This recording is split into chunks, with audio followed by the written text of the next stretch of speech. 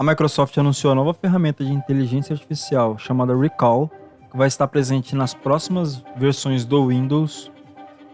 E eu te pergunto, o Windows vai te espionar? Sejam bem-vindos à comunidade Infra. Eu sou o Pedro, especialista em tecnologia da informação. Hoje vamos falar um pouco sobre essa nova ferramenta Recall e um pouco sobre inteligência artificial. Mas antes de começarmos, deixa seu like, se inscreve no canal e vem comigo. Pelo que deu para entender, ela será como uma nova versão do Copilot, ela será como um aprimoramento do Copilot, no qual agora ela tira screenshots do seu computador de tempos em tempos. Essas capturas de tela são analisadas ali em tempo real e armazenadas no seu computador. E aí a Microsoft anuncia que essa ferramenta vai funcionar de forma offline, sem precisar de internet. Só que para isso acontecer, o seu computador vai precisar de 250 GB de armazenamento. Desses 250 GB de armazenamento, 50 precisam estar livres para instalação, para habilitar o Recall.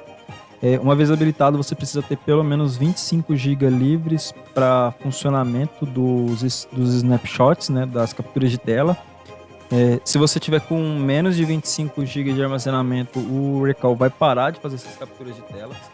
Além do espaço de armazenamento, o seu computador também vai precisar de um processador de 8 núcleos lógicos ali, além de 16 GB de memória RAM. Isso já dá para entender qual que era um dos objetivos do Recall ser lançado, É fazer você comprar novos computadores. Com a compra de novos computadores, novos Windows são vendidos.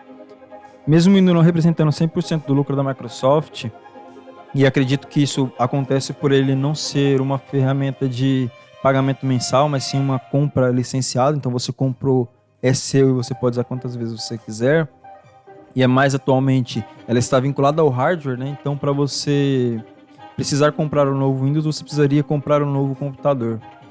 Diferente do que acontece com outras ferramentas da Microsoft, que é o caso da Azure, que é a cloud da Microsoft, que seria o principal concorrente ali da AWS.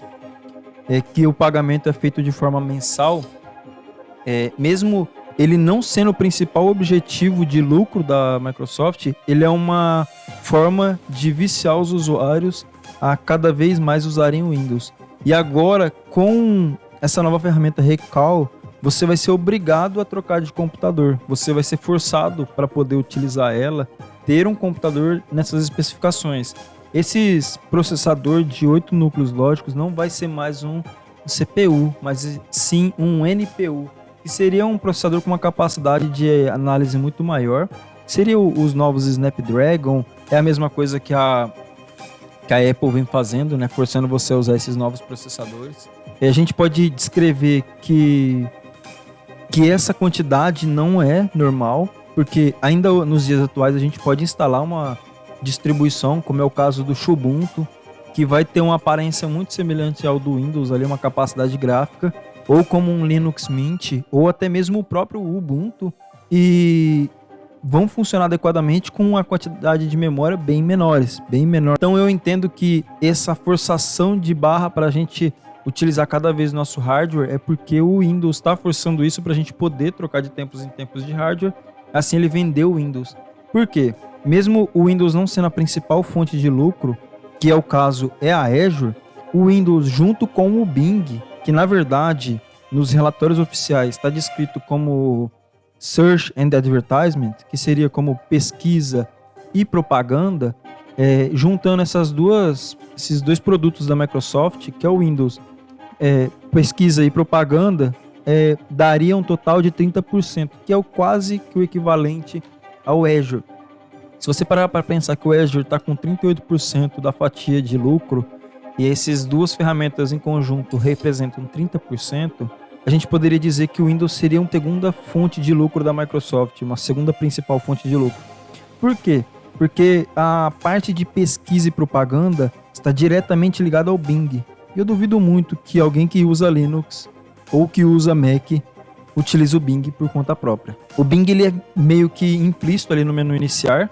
Então a Microsoft ela tenta criar uma bolha para você, fazendo você sempre utilizar o Bing ali pelo menu iniciar, através do Edge, Agora com o Copilot também direcionando você para pesquisas no Bing. Então talvez que com o Oracle ele vai cada vez mais te jogar lá para o Bing, que é uma fonte de lucro inestimável, né? Que é o caso da Google. A Google é a maior empresa de tecnologia e o principal produto dela é a ferramenta de pesquisa. Eu entendo que a Oracle vai tentar fazer isso com você. Outro ponto que a gente pode entender aqui com o Oracle, pegando o histórico da Microsoft, como por exemplo, a Microsoft fez a compra do GitHub, que é uma ferramenta, na verdade é um site onde a comunidade de programadores armazenam seu código lá. Então qualquer um pode ir lá, qualquer programador pode ir lá e salvar seu código lá. Quando você salva seu código lá, você pode deixar ele público. Por padrão, ele é público. Mas você pode definir regras de como usar ou não o seu código, que são os licenciamentos do código. A Microsoft, quando fez a compra dessa plataforma do GitHub, ela fez uma ferramenta chamada Copilot. Antes mesmo dessa ferramenta do Windows existir, né, que também se chama Copilot. O Git Copilot era uma ferramenta que ajudava os programadores de forma de inteligência artificial, antes mesmo do ChatGPT existir. Então ele meio que autocompletava quando você estava escrevendo seu código, meio que entendendo o que você queria criar e colocando códigos à frente. Esses códigos que ela autocompletava para você, eram trechos de códigos de outros programadores e esses trechos de códigos foram retirados do GitHub. E o que eu quero dizer com isso? Que uma inteligência artificial não é inteligente. Ela nada mais é do que uma base gigantesca de informação e através de mimetização ela consegue te dar uma resposta ou te trazer um dado que você pediu para ela. O ChatGPT só funciona porque ele tem uma base gigantesca que a gente não enxerga de dados. Sem esses dados, ou seja, sem uma internet por trás, ele não consegue processar algo novo diferente do que um ser humano faz. Como a gente pode demonstrar isso? Se a gente pegasse uma linguagem de programação que não existe, a única coisa que existe na internet é sua documentação oficial, o ChatGPT seria incapaz de criar um código com ela. Vou te trazer um exemplo mais explícito ainda. Existe uma ferramenta chamada Ekahau, que é utilizada para desenhos de radiofrequência. Então ela demonstra para a gente a radiofrequência, coleta e desenho de radiofrequência. Ela é muito utilizada no campo de engenharia Wi-Fi, engenharia wireless, e ela tem uns códigos específicos para ela para gerar um documento Word. Então eu coloco esses códigos dentro do Word e falo para a Ekahau executar. Existe documentação explicando como que isso é feito, mas não existe um vasto exemplo na internet de pessoas utilizando essa ferramenta. Então, a gente depende muito da nossa capacidade humana de pensar, interpretar esse texto para poder criar essa estrutura de código para o relatório. Quando eu peço para o ChatGPT, por exemplo, né, ChatGPT, traga para mim o nome do AP que está com a cor azul dentro da minha planta, ele não consegue gerar esse código. Então, eu entendo que por não haver uma densa demonstração na internet de como é usado, né, como acontece com programações, como acontece com pesquisas mais fáceis, né, como tipo, qual cor do carro escolher, qual o clima é hoje em tal lugar, por que o clima é assim.